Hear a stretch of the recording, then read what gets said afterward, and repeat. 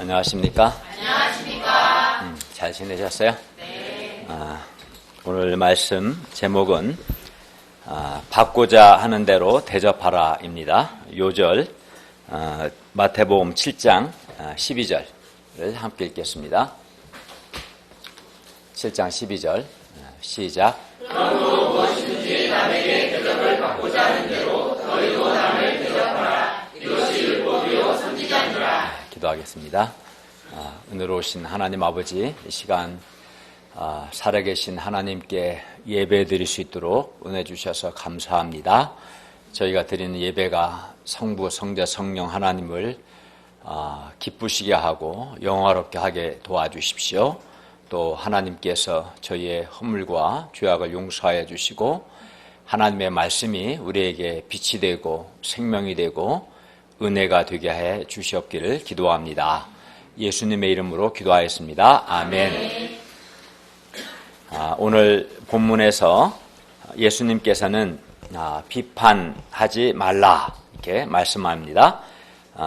그러면 우리가 이제 형제의 죄에 대해서 비판하지 말라 이렇게 말씀하셔요. 그래서 그러면 내가 죄에 대해서, 형제의 죄에 대해서 무조건 침묵을 해야 하는가라는 또 의문이 생길 수 있습니다. 이에 대해서 예수님은 무엇이라고 말씀하는가 배울 수 있기를 바랍니다. 또 오늘 말씀을 통해 우리가 왜 비판하지 말아야 하는가, 그리고 또 율법과 선지자, 즉 성경의 핵심이 무엇인가 배울 수 있기를 기도합니다. 제1장 비판하지 말라 1절을 한번 같이 또 읽겠습니다. 1절 시작. 비판을 받지 아니하려거든 비판하지 말라. 예수님은 비판하지 말라 이렇게 말씀합니다. 그런데 이제 본문에 비판하지 말라는 이 말씀이 우리가 이렇게 오해할 수가 있어요. 비판하지 말라 이 말씀이 가령 이제 학문적인 비판, 제가 같은 경우는 학회를 하면 한 사람이 발표하고 다른 사람은 그 발표한 내용에 대해서 비판하거든요. 장점이 뭐고 단점이 뭐고, 그런 학문적인 비판도 하지 말라는 것인가? 그렇지 않아요? 또는 사회 정의, 질서를 세우기 위해서 재판정에서 판사가 재판을 하죠. 당연히 판단하는 거죠. 그런 공적인 재판도 하지 말라. 또 그런 말씀은 아닙니다.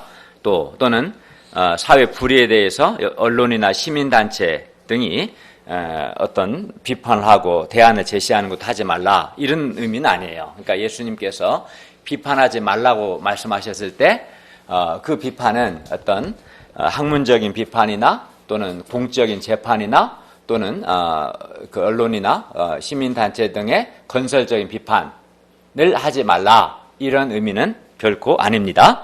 또 범죄한 형제를 다 바른 길로, 올바른 길로 인도하기 위해서 하는 권면 또는 훈계, 책망 등도 하지 말라, 이런 의미도 아닙니다. 그러니까 예수님께서 비판하지 말라라고 말씀하실 때 그 비판의 의미가 무엇인가를 아는 것이 중요해요.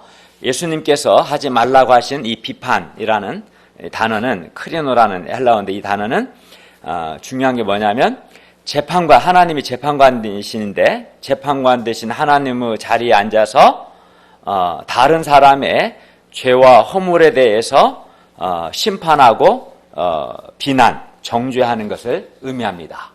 그러니까 예수님께서 금하신 비판은, 그 비판은 다른 사람 죄와 허물에 대해서 재판관이신 하나님만이 하실 수 있는 건데, 사람이 재판관 되신 하나님의, 물론 자기가 의식적으로 그렇게 생각하지는 않겠지만, 그러나 그 행위 자체가 결국은 재판관 되신 하나님의 자리에 앉아서 다른 사람의 죄와 허물과 잘못에 대해서 이렇게 판단하고 막 비난하고 또 정죄하는 그것을 가리켜요. 그것을 하지 말라는 겁니다. 왜 그렇습니까?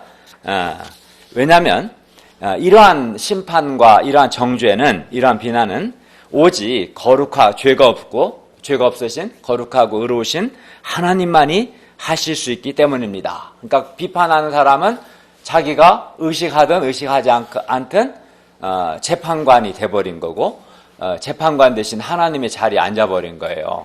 뭐 고의적으로 내가 하나님의 자리에 앉아야겠다 그런 생각은 하지 않겠지만 그러나 그 행위 자체가 그거는 그러한 재판, 그러한 비판은 죄가 없고 거룩하고 의로우신 하나님만이 하실 수 있는 것인데 그 사람이 그 행위를 하는 거예요. 그러니까 그러한 하나님만이 하실 수 있는 그런 심판, 비판, 그런 정죄를 하지 말라고 말씀하는 겁니다. 따라서 우리는 비판하지 말아야 하는 거죠. 여기서 말하는 다른 사람의 죄와 허물에 대해서 이렇게 비난하고 정죄하는 이러한 행위를 하지 말아야 합니다. 우리가 있어야 할 자리는 남을 정죄하는, 비판하는 그런 재판장의 자리가 아니라 우리가 재판장 되신 하나님의 비판, 심판을 받아야 할 피고석입니다. 그러니까 내가 있어야 할 자리가 재판관의 자리에 있는 게 아니고 그 재판관은 하나님만이 죄 없으시고 의롭고 거룩하신 하나님만이 재판관의 자리에 앉으시고 우리는 어디에 앉아야 돼? 피고석에 앉아야 돼요. 근데 남을 비판하는 자는 피고석에 있는 게 아니라 재판관의 자리에 앉은 거예요. 그러니까 기가 막힌 거죠. 그렇기 때문에 우리는 비판하지 말아야 합니다. 그리고 이 비판 아까 말씀드린 것처럼 그런 학문적인 비판이나 공적인 재판이나 또는 건설적인 비판 그런 의미가 아니라 다른 사람의 죄와 허물에 대해서 비난하고 판단하고 정죄하는 것을 말하고 그러한 비판을 하지 말라고 말씀하는 겁니다. 그런데도 이렇게 예수님은 비판하지 말라 이렇게 말씀하셨는데도 불구하고 왜 사람들은 왜 여전히 끊임없이 형제를 비난, 정죄하는 것일까요? 우리는 비판할 자격이 없는데 우리는 피고인인데 왜 재판장의 자리에 앉아서 왜 다른 사람의 죄와 허물에 대해서 비난하고 비판하고 판단하고 정죄하는 걸까요? 막 뒤에서 욕하잖아요. 왜 그럴까요? 여기에는 몇 가지 이유가 있습니다. 첫째는 자기는 의롭다고 생각하기 때문에 그렇습니다. 나도 동일한 죄인이다 라고 생각하면 비판할 수 없겠죠. 근데 자기는 나는 의롭다라고 하는 생각 때문에 그렇습니다. 그러나 우리가 나도 동일한 죄인이다. 아니 어떤 점에서는 더 큰 죄인이다라고 생각하면 함부로 형제를 비판하지 않을 것입니다. 형제를 비판하는 사람은 자기의 죄와 자기의 허물에 대해서 또 자기 잘못에 대해서는 잘 깨닫지 못하고 자기는 의롭다, 자기는 잘하고 있다, 자기는 남과 다르다, 나는 문제가 없다 라고 의식적이든 무의식적이든 그렇게 생각하기 때문에 다른 사람을 비판하는 것입니다. 그러나 하나님 앞에서 보면 이런 사람일수록 자기 의에 빠져 남을 비판하는 사람일수록 자기 의와 교만의 죄에 빠진 사실은 더 큰 죄인이라는 것을 알아야 합니다. 하나님이 제일 미워하시는 죄가 자기의 교만인데 이 사람은 더 큰 죄에 빠진 거죠. 자기 의와 교만에 빠져서 다른 사람을 비판하기 때문에 그걸 알아야 합니다. 둘째, 왜 다른 사람을 비판하는가? 둘째는 다른 사람을 비판함으로써 자기 의를 드러내고자 하기 때문에 그렇습니다. 사람이 다른 사람을 비판하는 것은 다른 사람을 비판함으로써 상대적으로 자기의 의로움을 나타내려고 하기 때문에 그런 거예요, 사실. 그러니까 이 자기 의가 문제가 되는 거예요. 자기 의 때문에 비판하고 비판하는 것을 통해서 나는 잘하고 있다라는 것을 의식적이든 무의식적이든 드러내려는 그 욕망 때문에 다른 사람을 비판하는 거예요. 셋째는 남을 비판하는 이유는 셋째는 형제에 대한 사랑이 없기 때문입니다. 사랑이 없어요. 그러니까 형제를 정말 사랑하면 함부로 비판하지 않습니다. 사랑은 허다한 죄와 허물을 덮어준다고 했는데 사랑하는 마음이 있으면 비판하지 않죠. 근데 그 사람 안에는 사랑이 없어요. 형제를 사랑하는 마음이 없기 때문에 함부로 비판해요. 정말 사랑하는 대상을 그렇게 비판할 수는 없거든요. 허물을 덮어주고 라는 그런 마음이 있죠. 그래서 이 비판은 정말 큰 죄가 되는 거예요. 비판, 다른 사람의 죄 허물에 대해서 판단하고 비난하고 정죄하는 것은 재판관 대신 하나님만이 하실 수 있는 거예요. 근데 자기가 하나님의 자리에 앉아서 남을 비판하기 때문에 이거는 하나님 앞에서 큰 죄가 되는 거예요. 비판은. 그리고 이 비판하는 사람 마음 가운데는 다 보세요. 자기 의가 있어요. 자기는 같은 자기도 죄인이다. 아니 내가 더 큰 죄인이다 생각하면 어떻게 비판할 수 있겠어요. 나는 아니다. 나는 잘하고 있다. 나는 문제없다. 나는 다르다. 그런 자기 의 때문에 교만 때문에 자기 의를 세우려고 남을 비판하는. 그러니까 남을 비판하는 자는 하나님이 가장 미워하는 교만의 죄, 자기 의에 빠진 더 큰 죄인이죠. 사랑이 없어요. 그러니까 그거는 참 옳지 않은 거죠. 제일 나쁜 거예요, 사실은. 그러니까 그리고 뿐만 아닙니다. 우리가 왜 다른 사람을 비판하면 안 되는가? 왜냐하면 우리가 다른 사람을 비판하면 동일한 기준으로 우리도 비판을 받기 때문에 그렇습니다. 2절을 우리 형제들이 한번 읽어보세요. 형제들이 시작. 너희가 비판하는 그 비판으로 너희가 비판을 받을 것이요 너희가 헤아리는 그 헤아림으로 너희가 헤아림을 받을 것이니라. 우리가 형제를 다른 사람을 비판하면 동일한 기준으로 우리 역시 하나님의 비판을 받습니다. 뿐만 아니라 하나님의 비판을 받고 다른 사람으로부터도 비판을 받을 수 있습니다. 그렇기 때문에 우리는 비판하지 말아야 합니다. 사람들은 다른 사람을 비판하는 것, 다른 사람의 죄와 허물에 대해서 비난하고 판단하고 정죄하는 것을 재미있어하고 또 이걸 통해서 자기는 특별한 것처럼 생각하고 자기 의를 은근히 이렇게 드러냅니다.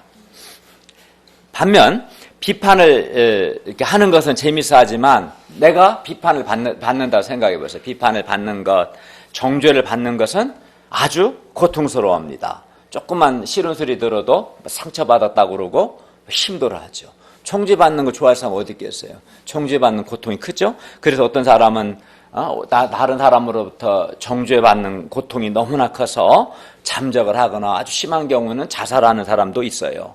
그만큼 비판, 정죄받는 것이 힘들다는 거예요. 그렇죠? 그런데 우리가 다른 사람 비판하면 자기는 잠깐 재밌을지 모르겠지만 역으로 내가 남으로부터 비판을 받으면 나 역시 하나님의 비판을 받게 되고 나 역시 그 고통스러운 비판을 받는 거예요. 그렇기 때문에 내가 비판을 받지 않으려면 어떻게 하라는 거예요? 비판하지 말아라. 주께서 그 말씀하시는 거예요. 이제 비판은 해야겠다는 마음이 좀 사라집니까? 그렇죠. 비판은 하나님만이 하실 수 있는 거예요. 재판관 대신 의로우신 거룩하신 하나님만이 우리의 죄와 허물과 잘못에 대해서 판단하시고 정죄하실 수 있는 건데 사람이 그 하나님의 자리에 앉아서 다른 사람의 특히 믿음의 동역자들의 죄와 허물에 대해서 비판하고 판단하고 정죄하는 것은 큰 죄고 교만의 죄고 또 그렇게 하면 자기 역시 비판을 판단과 정죄를 받습니다. 대신 우리는 어떻게 해야 돼요? 대신 우리는 자기 눈 속에 들보가 있음을 깨닫고 여기 들보는 큰 죄죠. 깨닫고 먼저 자기 눈 속에서 들보를 빼야 합니다. 그러니까 형제를 비판하지도 하면 안 되지 뿐만 아니라 비판하려고 하지 말고 대신 뭐 해야 돼요? 내 눈 속에 들보가 있다는 것을 일단은 깨달아야 돼요. 그 다음에 그 들보를 빼는 일을 하라고 주께서 말씀합니다. 3절을 자매들이 4절을 형제들이 읽겠습니다. 시작. 어찌하여 형제의 눈 속에 있는 티는 보고 내 눈 속에 있는 들보는 깨닫지 못하느냐. 보라 내 눈 속에 들보가 있는데 어찌하여 형제에게 말하기를 나도 내 눈 속에 있는 티를 여기서 티는 나무를 톱으로 썰 때 나오는 아주 먼지만한 톱밥을 말합니다. 아주 작은 거죠. 톱질을 하다 보면 나오는 게 티죠. 예수님이 목수를 하셔서 잘 아셔요. 그래서 티는 눈을 크게 뜨고 자세히 보지 않으면 잘 안 보여요. 티는 작아서. 그러니까 여기서 티는 작은 허물이나 작은 잘못, 작은 실수를 가리키는 표현이에요. 반면 들보는 이제 건물에서 칸과 칸 사이를 가로지르는 큰 나무를 가리켜요. 뭐 이렇게 있으면 여기 큰 나무. 그래서 이제 들보는 한마디로 큰 나무를 가리켜요.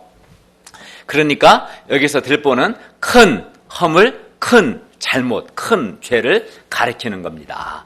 그리고 티와 같이 아주 작은 형제의 허물이나 죄는 근데 참 작은데도 잘 보여요. 신기하죠? 아주 크고 티같이 작은데 크게 보이고 또렷이 보여요. 그러나 들보와 같이 들보는 이렇게 큰 나무잖아요. 안 보일 수가 없어요. 그러나 들보와 같이 아주 큰 자기 자신의 허물과 잘못과 죄는 보이지 못합니다. 왜 그럴까요? 우리가 논리적으로 생각하면 티는 현미경을 통해서나 자세히 봐야 보이는 거고 들보는 그냥 신경 안 써서 그냥 보여요. 너무나 크니까. 근데 실상은 형제의 눈 속의 티는 들보처럼 크게 보이고 자기 눈 속에 있는 들보는 안 보여요. 왜 그럴까요? 잘 보세요. 왜냐하면 형제의 눈 속에 있는 티는 그냥 보면 보여요. 그러나 내 눈 속에 있는 들보는 보이지 않고 오직 깨달아야만 하기 때문에 그렇습니다. 그래서 예수님이 말씀합니다. 보세요. 하령 3절을 보세요. 3절을 보시면 어찌하여 형제의 눈 속에 있는 티는 보고, 티는 그냥 보는 거예요. 형제 눈 속에 있어요. 보고 너의 눈 속에 있는 들보는 보지 못하느냐라고 말씀하지 않고 깨닫지 못하느냐라고 말씀해요. 실제로 내 눈 속에 있는 건 안 보이는 거예요. 보여요? 안 보여요? 옆 사람 눈을 봐봐요. 보이죠? 그렇지만 자기 눈 속에 보여 안 보여요? 안 보여요. 그는 오직 깨달아야 돼요. 볼 수는 없어요. 보이지 않아요. 그래서 다른 사람의 허물은 눈에 그냥 보여요. 그러나 자신의 죄와 허물은 잘못은 클지라도 내 눈 속에 있기 때문에 잘 안 보이고 오직 깨달아야만 하는 거예요. 그러므로 우리는 그래서 어려운 거예요. 그러니까 보이는 거는 그냥 눈만 있으면 다 보여요. 다 잘못이 다 눈에 보이는 거예요. 그러나 내 속에 있는 잘못, 허물, 죄는 보이지 않아요. 잘. 오직 깨달아야만 보여요. 깨달아야만 알 수 있어요. 그러므로 우리는 깨달아야 하는데 어떻게 깨닫습니까? 우리는 하나님의 말씀의 거울 앞에서. 그러니까 우리가 아침에 나올 때 항상 거울을 보잖아요. 그냥 내 모습 얼굴은 잘 안 보이죠. 거울을 통해서 얼굴을 보는 것처럼 말씀의 말씀을 통해서 말씀의 거울 앞에 서서 또 그것만 갖고도 안 돼요. 성령 하나님의 도우심을 받아야 합니다. 그러니까 말씀 앞에 일단은 서야 돼요. 그때 성령 하나님이 깨닫게 해주셔야 그때 깨닫게 되는 거예요. 아무리 말씀 앞에 서도 성령님이 깨닫게 하지 않으시면 똑같이 주일 말씀 듣는데도 지금 못 깨닫는 사람도 있고 깨닫는 사람도 있을 거예요. 성령님이 역사하신 사람은 내가 지금까지 내 속에 있는 들보를 깨닫지 못하고 목자님이나 다른 동역자들의 허물에 대해서 판단하는 큰 죄를 지었구나. 이 깨닫는 사람은 성령님이 역사하신 사람이고 여전히 그걸 못 깨닫는 사람은 못 깨닫는 거. 성령 역사 없는 사람이에요. 그러니까 성령 하나님 앞에서 성령님의 도움을 구해야 돼요. 그때 성령님께서 내 눈 속에 있는 들보, 즉 내 속에 있는 큰 잘못과 허물과 죄를 깨닫게 하실 겁니다. 내가 참 똑바로 살지 않았구나. 내가 참 교만했구나. 내가 주님을 온 마음을 사랑하지도 않으면서 자기 의에 빠졌구나. 한두 가지 조금 열심히 한 것 때문에 의에 빠져서 분별력을 상실했구나. 이걸 이제 깨닫게 됩니다. 그리고 우리가 이렇게 깨닫지 않으면 다른 사람이 깨달아야 하는데 깨닫지 않으면 다른 사람의 눈 속에 있는, 즉 다른 사람의 잘못, 작은 허물과 티와 같은 잘못은 보면서 정작 내 속에 있는 들보와 같은 큰 죄를 깨닫지는 못하는 겁니다. 이해 가죠? 그래서 이 들보는 오직 깨달아야만 돼요. 그냥은 안 깨달아져요. 말씀 앞에 서야 하고 성령 하나님의 도우심을 받아야만이 비로소 깨달을 수 있어요. 4절을 우리 다 같이 한번 읽어볼까요? 시작. 보라 내 눈 속에 들보가 있는데 어찌하여 형제에게 말하기를 나도 내 눈 속에 있는 들을 빼게 하라 했느냐. 예, 남을 비판한 사람들은 다른 사람의 눈 속에 있는 아주 작은 티는 보면서도 정작 자신의 눈 속에 있는 커다란 들보는 깨닫지 못합니다. 그리고 자기 눈 속에 들보는 놓아둔 채 형제의 눈 속에 있는 티를 빼고자 합니다. 그리하여 형제의 눈 속에 있는 티를 빼려다가 형제의 눈을 상하게 합니다. 다른 사람에게 상처를 주고 아픔을 주는 거예요. 사람이 밝히 봐야 하는데 자기 눈 속에 들보가 있는데 밝히 볼 수가 있어요? 없죠. 그 형제 눈 속에 있는 티는 작으니까 더 잘 봐야 하는데 자기 눈 속에 들보 때문에 잘 못 보고 그래갖고 빼려다가 눈을 다치게 하는 상하게 하는 마음을 상하게 하고 그런 상처를 주게 되는 거예요. 그러나 내 눈 속에 들보가 있는 한 다른 사람의 눈 속에 티를 잘 빼낼 수 없습니다. 그러므로 우리는 먼저 내 눈 속에서 들보를 빼야 합니다. 그래서 예수님 말씀합니다. 5절을 보십시오. 같이 읽겠습니다. 시작. 의식하는 자여 먼저 내 눈 속에서 들보를 빼어라. 그 후에야 밝히 보고 형제의 눈 속에서 티를 빼리라. 예수님은 자기 눈 속에 있는 들보는 깨닫지 못하고 형제의 눈 속에 있는 티를 빼고자 하는 자를 가리켜서 외식하는 자다, 너 위선자다라고 말씀합니다. 이게 유선자죠. 자기 속에 있는 들보를 그대로 두고 형제의 눈 속에 있는 티를 빼고자 하는 것은 외식, 곧 위선입니다. 남의 눈 속에 있는 티를 빼려 하기 전에 먼저 내 눈 속에 들보가 있음을 말씀과 성령님의 도우심을 통해서 깨닫고 내 눈 속에 있는 들보를 빼야 합니다. 즉 회개해야 합니다. 예수님은 먼저 네 눈 속에서 들보를 빼어라. 그 후에야 밝히 보고 형제의 눈 속에 있는 티를 뺄 수 있다라고 말씀합니다. 우리가 예수님의 말씀에 순종해서 우리 안에 있는 죄의 들보들, 내 속에 있는 죄의 들보들, 예를 들어서 불신의 들보, 교만의 들보, 불순종의 들보, 미움과 시기심, 경쟁심의 들보, 음란의 들보, 자기중심성과 이기심의 들보 등 내 속에 있는 이 큰 죄의 들보들을 빼내는, 즉 회개하고 회개에 합당한 열매를 맺는 영적인 투쟁을 할 때 자기 자신에 대해서 가졌던 의로운 마음들, 자기의가 다 사라지게 되고 자신과 다른 사람을 밝히 볼 수 있고 또 제대로 도울 수 있습니다. 그렇기 때문에 내 속에 들보와 같은 큰 죄가 있음을 깨닫고 그 들보를 빼내는, 그걸 회개하고 회개 합당 열매를 맺는 영적인 투쟁이 아주 중요합니다.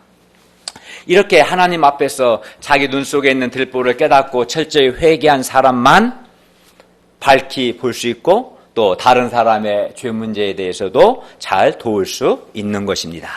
그리고 내 눈 속에 있는 들보를 빼는 과정을 통해서, 그 과정을 통해서 나 역시 하나님 앞에서 동일한 죄인임을 깨닫게 됩니다. 그리하여 겸손하게 됩니다. 그리하여 다른 사람의 작은 허물이나 죄에 대해서 정죄하려는 마음보다는 용서하려는 마음을 가지게 되고 또 사랑 없이 비판하고 정죄하려는 마음보다는 그를 위해서 그가 회개하도록 기도해주고 사랑으로 돕고자 하게 됩니다. 그러니 우리가 다른 사람을 비판하려고 하기보다 먼저 하나님 앞에서 들보와 같은 나의 큰 죄와 허물과 잘못을 먼저는 말씀과 성령님의 도우심을 받아 깨닫고 이를 회개하고 회개에 합당한 열매를 맺을 수 있기를 기도합니다. 그리하여 밝히 볼 수 있기를 바랍니다. 그리고 이 모든 과정을 통해서 자기에 대해 가졌던 잘못된 그 의로운 마음, 자기 의를 다 버리고 다른 사람을, 형제를 불쌍히 여기는 것을 배울 수 있기를 바랍니다. 제2장 구하는 이마다 받을 것이요. 6절에서 12절 말씀입니다. 예수님은 비판하지 말라고 말씀하셨어요. 그리하여 자칫하면 이 말씀을 오해할 수가 있어요. 오해해서 다른 사람의 죄와 악에 대해서 용납할 수 있어요. 비판하지 말라고 그랬지 죄와 악을 용납하라 한 것인 건 아닌데 비판하지 말라는 말씀을 잘못 오해해서 죄와 악에 대해서 그냥 침묵하거나 그냥 용납 할 수가 있어요. 이건 잘못된 거죠. 그래서 예수님은 혹시나 제자들이 예수님의 말씀을 오해할까 봐 비판은 하지 말되 분별은 해야 한다는 것을 말씀하는 거예요. 이어서 6절을 다 함께 읽겠습니다. 6절 시작. 거룩한 것을 그에게 주지 말며 너의 진주를 돼지 앞에 던지지 말라. 그들이 그것을 발로 밟고 들켜 너희를 찢어 상하게 할까 염려하라. 예수님은 거룩한 것을 개에게 주지 말며 너희 진주를 돼지 앞에 던지지 말라고 말씀합니다. 여기서 거룩한 것, 진주는 예수님께서 전하신 천국 복음과 예수님의 가르침들을 의미합니다. 예수님은 자신의 가르침이 세상의 가르침과는 구별되는 아주 거룩한 것이고 또 진주와 같이 참으로 보배롭고 귀한 것이다. 예수님의 말씀, 복음은 정말 거룩한, 세상과 구별된 거룩한 것이고 진주와 같이 값지고 귀한 것임을 말씀합니다. 그리고 천국 복음과 예수님의 가르침이 개와 돼지에 의해서 발로 밟히는 것도 결코 원치 않으시고 또 개와 돼지들이 복음의 일꾼들을 찢어 상하게 하는 것도 결코 원치 않으십니다. 그렇기 때문에 우리는 거룩한 것을 개에게 주지 말며 또 우리 진주를 돼지 앞에 던지지 말아야 합니다. 그러면 여기서 개가 누군가 또 돼지가 누군가를 알아야 돼요. 여기서 예수님이 다 비유적으로 하신 말씀인데 예수님 여기서 말씀하신 개와 돼지는 거룩한 것, 진주로서의 이 복음의 가치, 예수님의 말씀의 가르침의 그 가치를 모르고 예수님의 말씀을 전하는 복음의 종들을 향해서 으르렁거리고 또 해치려 하고 돼지가 진주를 밟듯이 복음을 짓밟는 자들을 가르칩니다. 우리가 복음을 전하지 말아야 할 개와 돼지는 하나님의 복음을 아주 고의적이고 완고하게 반대하며 하나님의 진리를 고의적으로 비방하는 자들을 가르칩니다. 예수님은 거룩한 것이며 진주인 자신의 가르침 천국 복음이 그것의 가치를 알고 귀하게 여기는 사람들에게 주어져야 한다고 말씀합니다. 그래서 거룩한 것을 개에게 주지 말며 너의 진주를 돼지 앞에 던지지 말라 하십니다. 그러니까 예수님은 자신의 가르침이 그 가치를 모르는 사람들에게 던져져서 짓밟히는 것을 결코 원치 않으십니다. 따라서 우리 복음의 일꾼들은 개나 돼지와 같은 자들에 의해서 예수님의 천국 복음이 짓밟히지 않도록 분별하고 주의합니다. 예를 들어 우리가 복음의 말씀을 전할 때 그냥 단순하게 무지해서 거절하는 거는 뭐 괜찮아요. 또 전해야겠죠. 그러나 어떤 자들은 아주 완악하고 고의적으로 복음을 짓밟고 복음 전하는 사람을 막 대적하고 그런 자들이 있어요. 적어도 그 당시에 그는 개요 돼지입니다. 그런 자들에게는 1분의 시간도 투자할 필요가 없어요. 그냥 내버려 두고 다른 사람에게 전해야 돼요. 그런 사람은 어차피 복음을 받아들이지도 않는데 복음의 가치를 모르는 고의적으로 대적하니까 그런 자들에게는 하지 말라고 분명히 말씀하는 겁니다. 그런데 이를 위해서는 우리가 분별을 해야 돼. 그래서 이를 위해서는 우리가 누가 개고 누가 돼지인가를 분별할 수 있어야 합니다. 우리에게 한마디로 분별력이 있어야 한다는 겁니다. 어떤 사람은 비판하지 말라는 말씀을 잘못 이해해서 비판하지 말라고 했다고 해서 모든 사람을 다 용납합니다. 다 용납해요.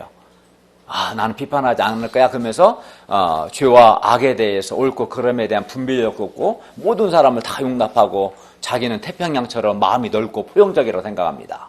그러나 이건 아주 잘못된 겁니다. 어떤 사람은 다 용납하고 그래서 개도 용납하고 돼지도 용납합니다. 그러나 이는 아주 잘못된 겁니다. 우리가 분별하지 않으면 복음이 짓밟히고 하나님의 공동체가 짓밟히게 됩니다. 개도 용납하고 돼지도 용납하면 그 개, 돼지 같은 자들에 의해서 복음이 짓밟혀지고 하나님의 공동체가 짓밟히게 돼요. 따라서 우리는 다 용납하라는 게 아니라 분별할 수 있어야 돼요. 교회 공동체에는 다양한 종류의 사람들이 들어옵니다. 예수님의 가르침, 복음의 가치를 알고 하나님을 사랑하며 예수님을 따르는 참된 신자들만 교회 공동체에 들어오는 것이 아닙니다. 개와 돼지도 들어오고 심지어 거짓 선지자들, 이단도 들어옵니다.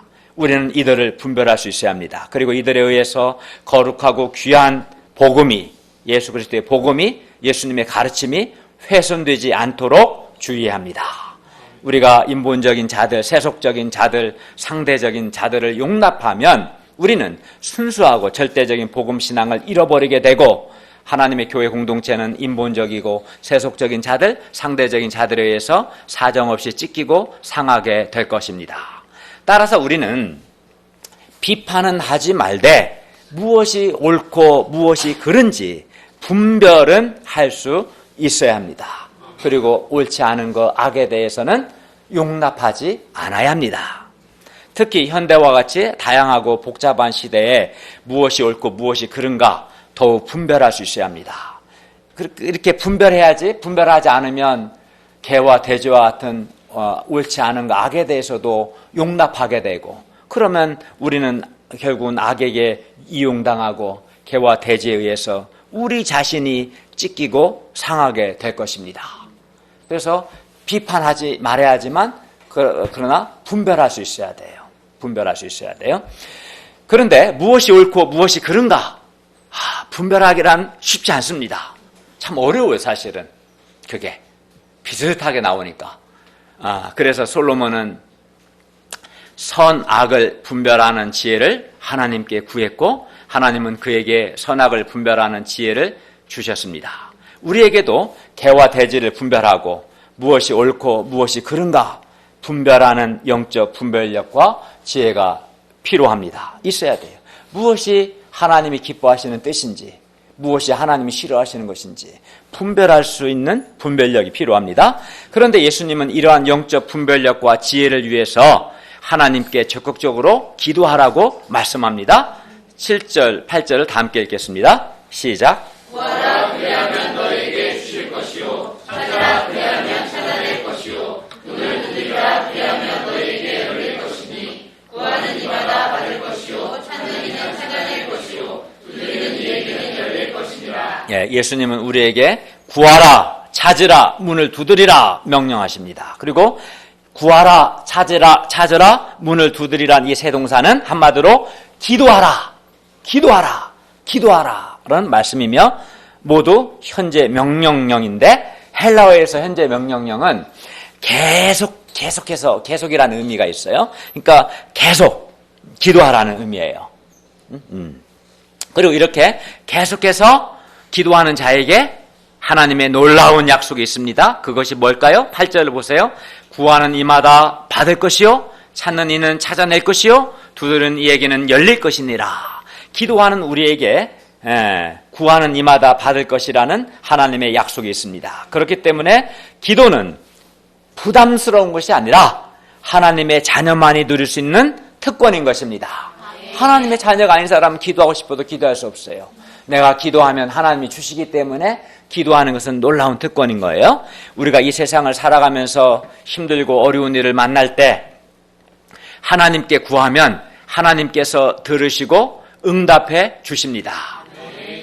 따라서 기도란 하나님의 자녀들이 가지고 있는 최고의 특권이며 비장의 영적인 무기입니다.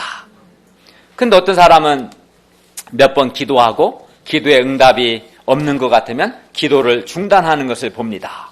그러나 이는 아주 잘못된 겁니다. 예수님은 현재 명령령을 통해서 우리에게 중단 없이 계속해서 기도하라고 명령하십니다. 그리고 이렇게 계속해서 기도하는 자에게 구하는 이마다 받을 것이라는 주님의 약속이 있습니다. 그러니까 좀 기도하고 응답이 없는 것 같으면 중간에 중단하거나 포기하는 것은 잘못된 거예요.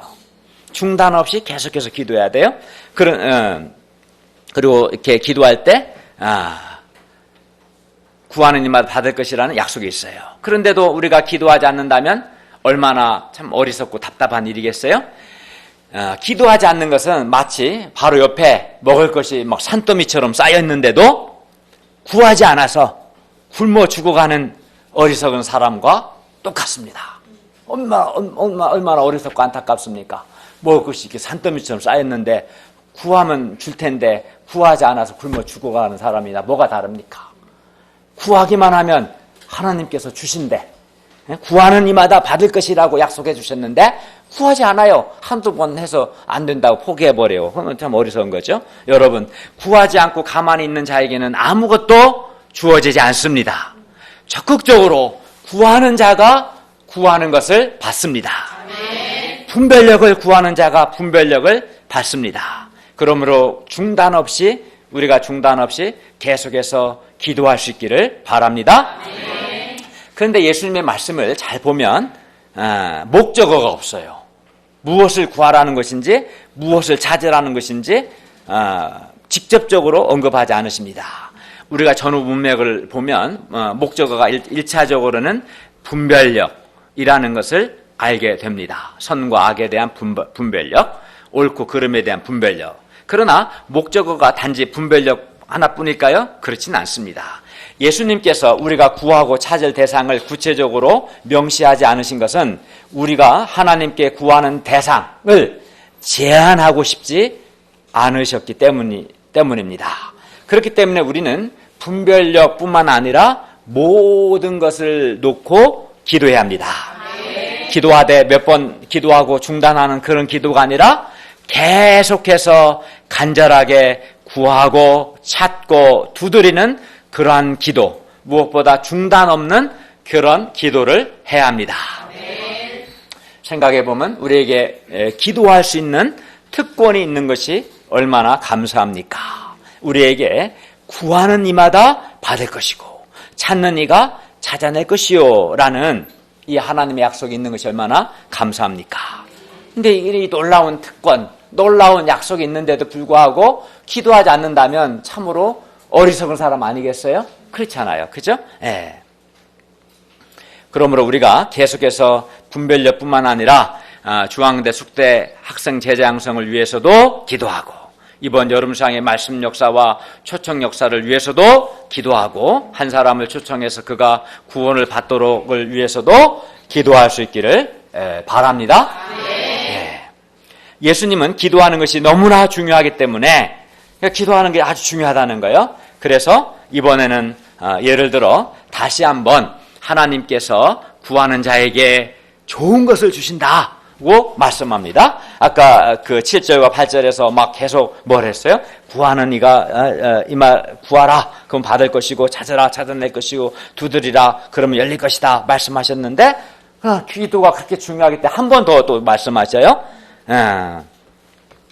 그래서 예수님은 기도하는 것이 너무 중요하기 때문에 이번에는 예를 들어서 구하는 이에게 하나님께서 좋은 걸 주신다 말씀합니다. 9절에서 11절을 볼까요? 9절에 11절 한번 읽어봅시다.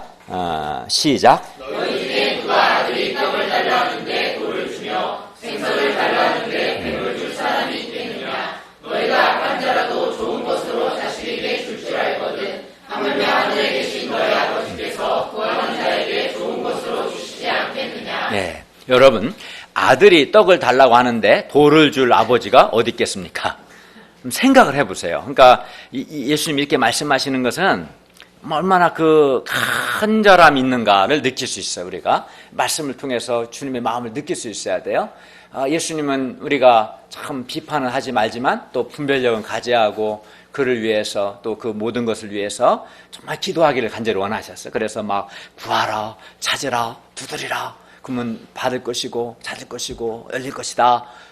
응답받을 거다 말씀하시고 또 하나 이제 비유를 가지고 또 말씀하는 구하는 이에게 좋은 걸 주신다 하면서 이제 우리가 알아들을 수 있는 말씀하는 거죠. 다 아들이 있거든요. 자식이 있거든요. 딸밖에 없는 사람도 있겠지만 자식이 다 있죠. 근데 아들이 생선을 달라고 하는데 뱀을 줄 부모가 어디 있겠어요. 비록 악한 자라 할지라도 자기 자식에게는 좋은 것으로 줄 압니다. 저번에 제가 유형철인가 그 연쇄 살인범이 그 나쁜 놈이 그 남을 그렇게 해치고도 뭘 말하냐면 자기가 그 범죄 과정을 자서전에 쓰고 싶은데 써서 이게 이제 판권이 자기 자식한테 주어질 수 있는가 그걸 물는 기사를 읽은 적이 있어요. 그 흉악한 죄를 짓고도 남아있는 자기 자식을 생각하더라고요. 그러니까 악한 자라도 자기 자식한테는 정말 좋은 걸 주려고 하는 것 같아요. 그게 본성인 것 같아요. 그런데 하물며 악한 게 아니라 선하신 하늘에 계신 우리 아버지께서 구하는 자에게 좋은 것으로 주시지 않겠느냐는 거예요. 그러니까 우리가 기도할 때 하늘에 계신 우리 아버지께서 구하는 우리에게 좋은 것으로 주십니다. 하나님 아버지께 구하는 자에게 하나님 아버지께서 좋은 것들을 주신다. 얼마나 감사합니까? 그리고 여기서 좋은 것은 복수로 되어 있어요. 좋은 것들입니다.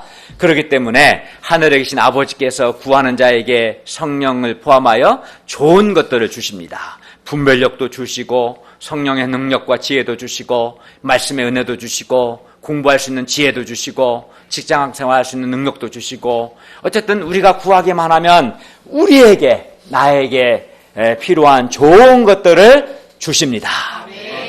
그렇기 때문에 우리는 구하는 이마다 받을 것이며 하늘에 계신 아버지께서 하나님의 때에 하나님의 방법으로 반드시 좋은 것들을 주실 것을 믿고 중단 없이 계속해서 기도할 수 있기를 바랍니다. 네, 그리하여 정말 하늘에 계신 아버지께서 좋은 것들을 주시는 것을 체험할 수 있기를 바랍니다.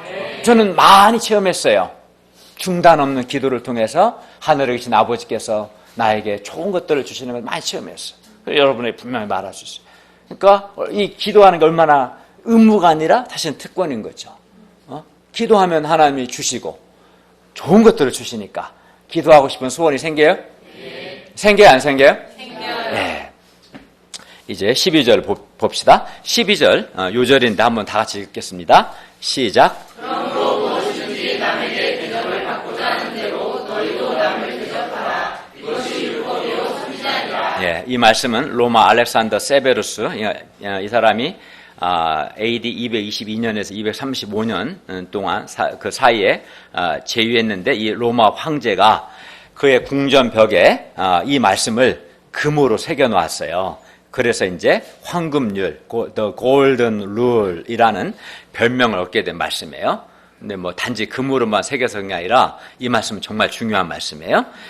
우리가 읽은 이 12절 말씀은 모든 율법과 선지자의 가르침, 율법 선지자는 한마디로 성경을 가리키는 표현인데 성경을 한마디로 요약한 거예요.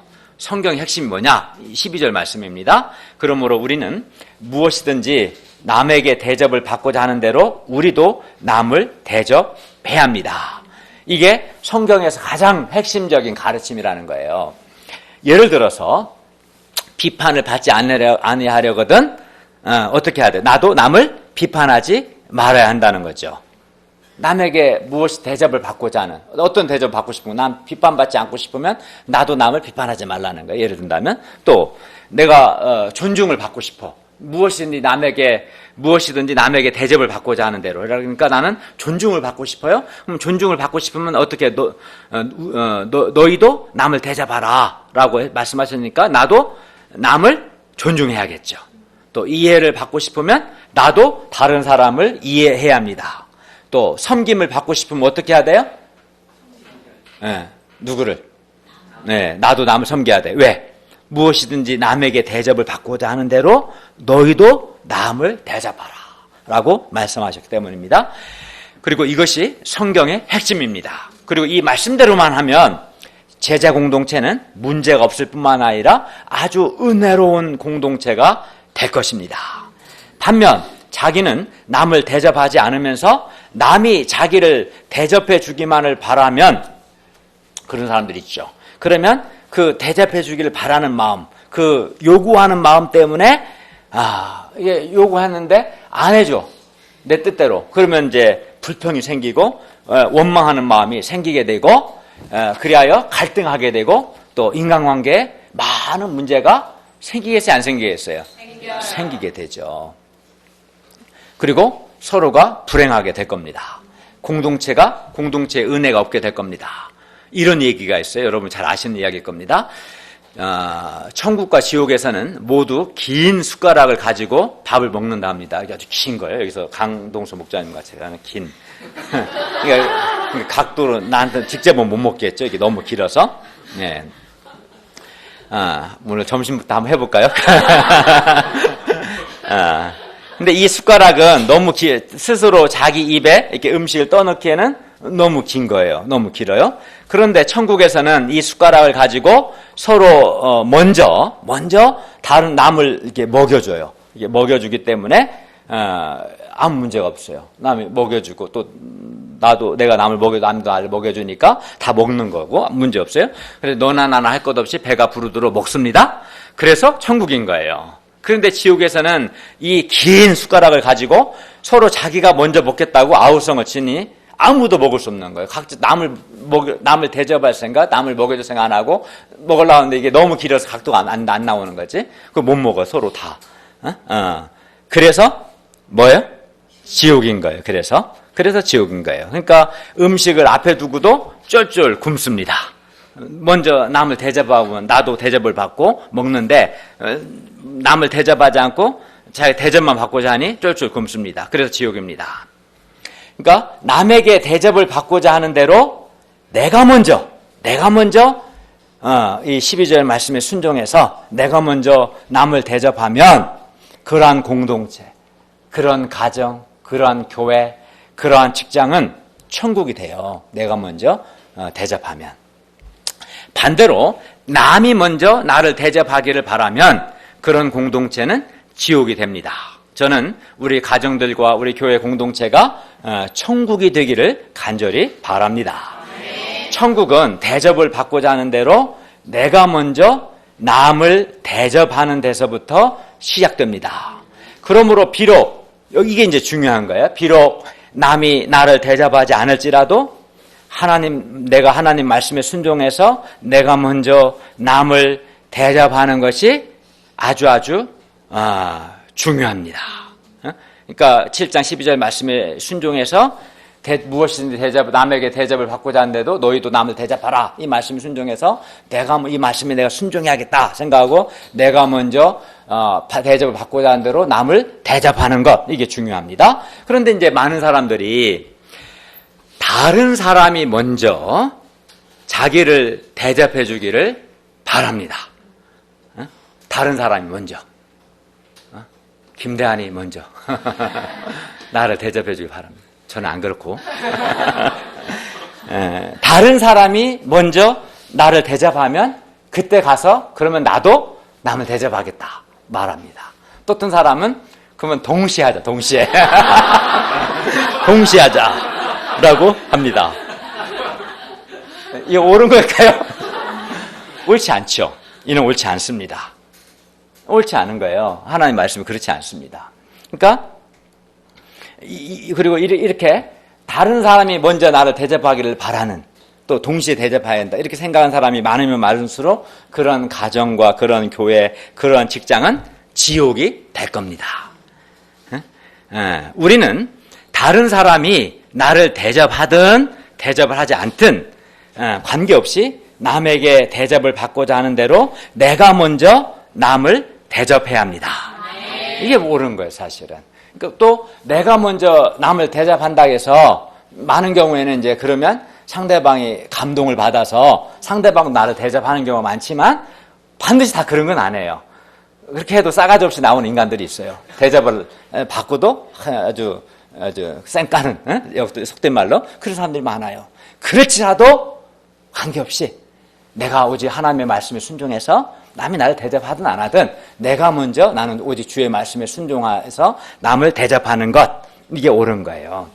예를 들어서 아내나 남편에게 어떻게 대접을 받고자 하는데 어떻게 하겠어요? 내가 먼저 아내를 또는 남편을 대접해야 되고, 부모님에게 대접을 받고자 하는 대로 요구하기보다도 내가 먼저 부모님을 대접하고, 또 자식에게 대접을 받고자 하는 대로 자식에게 대접하라고 요구하기보다도 내가 먼저 또 자식을 대접해야 하는 거, 이게 옳은 겁니다.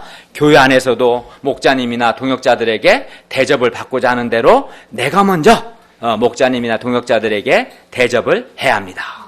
직장에서도 상사나 동료 또는 후배에게 대접을 받고자 하는 대로 내가 먼저 대접을 해야 하는 것이죠. 그러니까 사람들이 참 이게 문제가 되는 거예요. 끊임없이 남이 나에게 대접해 주기만을 바라는, 요구하는 마음. 안 되면 불평하고 원망하고, 그렇지 않아요. 남이 먼저 해주길 바라고 동시에 하길 바라고. 근데 성경은 그렇지 않습니다. 남이 하든지 안 하든지 관계없이 내가 이 말씀에 순종해서 내가 먼저 남을 대접을 해야 돼요. 그게 옳은 거예요.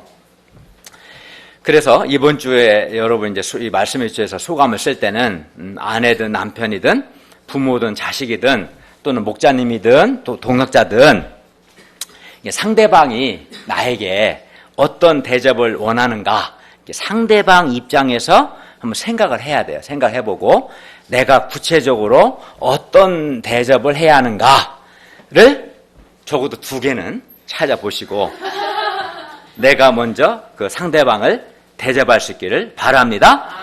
그냥 듣고 말하면 소용없어요. 그걸 해야 돼요. 저는 이 말씀을 굉장히 이 말씀을 좋아하고, 물론 하나님의 말씀 다 좋지만 붙들었어요. 제가 꽤 오래전에, 몇 년 전에 저는 이 말씀을 읽는 가운데 이게 옳구나 성령님께서 깨닫게 해주셔서 저는 그렇게 하려고 애를 썼어요. 물론 부족한 점이 있었지만 하나님께서 저를 이 교회 목사로, 책임 목자로 세우셨어요. 그러면서 제가 이제 기도하는 가운데 생각해 봤습니다. 우리 동역자들이 나에게 어떤 대접받고 싶어 하는가, 내가 우리 동역자들을 어떻게 대접하기를 원하는가, 또 하나님 앞에서 어느 것이 정말 내가 이들을 어떻게 대접하기를 원하시는가를 이제 생각해 봤어요. 첫째는 말씀의 종이기 때문에 나는 말씀의 봉사자이기 때문에 가장 중요한 것은, 목사에게 요구되는 것은 하나님의 말씀의 봉사자거든요. 그래서 하나님의 말씀을 정확하고 풍성하고 은혜롭게 신실하게 매주 공급하는 것, 이것을 이 섬김을 하나님이 가장 원하시고 또 우리 동역자가 원한다.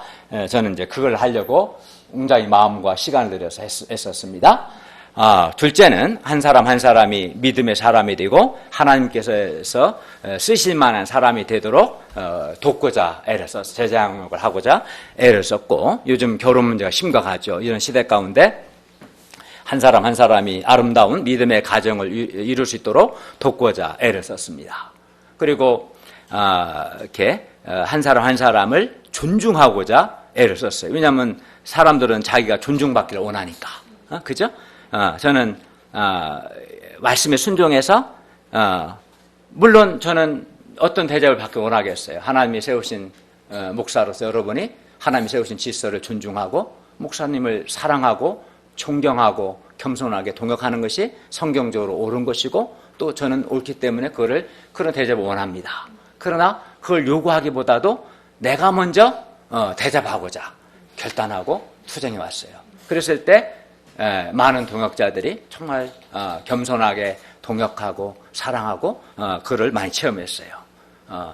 물론 제가 약하긴 하지만 가정에서도 좋은 남편이 되고자 애를 썼어요. 근데 잘 못할 때가 좀 있어요. 그래도 그런 마음이 있다는 것은 알아줬으면 좋겠어요. 자식에 대해서도 좋은 아빠가 되고자 했어요. 부족한 점이 많았지만 말씀에 순종해서 요구하기보다도 내가 먼저 남을 대접하고자, 상대방이 원하는 대접이 뭔가를 상대방 입장에서 하나님 편에서 생각을 해보고. 그러니까 여러분이 이번 소감 쓸 때 한 가지든 2가지든 관계 속에서 여러 관계 속에서 살잖아요. 남편도 있고 뭐 아내도 있고 선배도 있고 후배도 있고 직장 상사도 있고 동료도 있고. 자기 중심으로 생각 안 되고 상대방이 나에게 어떤 대접을 원하는가, 상대방 입장에서 한번 생각해보고 하나님 편 생각해보고 구체적으로, 그리고 그걸 해보세요. 그게 옳은 것이고, 그러면 그러면 인간관계가 굉장히 좋아져요. 행복하게 됩니다. 천국이 되는 거예요. 근데 많은 사람들이 끊임없이 요구만 하는 거예요. 요구한 대로 안 되니까 불평하고 원망하고, 그게 잘못된 거죠. 자기는 하나님 앞에서 똑바로 하지도 않으면서 끊임없이 요구해요.